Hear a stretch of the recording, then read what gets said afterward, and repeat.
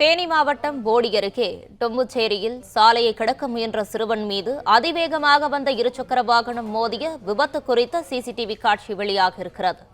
இது தொடர்பான மேலும் விவரங்களோடு இணைகிறார் செய்தியாளர் முத்துவேல். முத்துவேல், வணக்கம். இந்த விபத்து குறித்தான முழு விவரங்களையும் பதிவு செய்யலாம். வணக்கம். தேனி மாவட்டம் புதுச்சேரியில் சாலையை கடக்க முயன்ற சிறுவன் மீது அதிவேகமாக வந்து மோதிவிட்டு நிற்காமல் சென்ற இருசக்கர வாகனம் குரு பிரசாத் என்ற 9 வயது சிறுவன் உயிருக்கு ஆபத்தான நிலையில் மதுரை அரசு மருத்துவமனையில் சேர்க்கப்பட்டுள்ள நிலையில் சிறுவன் மீது மோதிவிட்டு நிற்காமல் செல்லும் இருசக்கர வாகனத்தில் பதைவதைக்கு வைக்கும் சிசிடிவி காட்சி வெளியாகி பெரும் அதிர்ச்சியை ஏற்படுத்தியுள்ளது. தேனி மாவட்டம் தொம்புச்சேரி பகுதியைச் சேர்ந்த ராமதாஸ் ஐயர்மணி தம்பதியின் மகன் குரு பிரசாத் அதே பகுதியில் உள்ள தனியார் பள்ளியில் 4ஆம் வகுப்பு பயின்று வருகிறார். நேற்று பள்ளி விடுமுறை தினம் என்பதால் வீட்டில் இருந்து சுமார் 11 மணி அளவில் சாலையை கடக்க முயன்ற போது சாலையில் அதிவேகமாக வந்த இருசக்கர வாகனம் ஒன்று மின்னல் வேகத்தில் மோதிவிட்டு நிற்காமல் சென்றுள்ளது.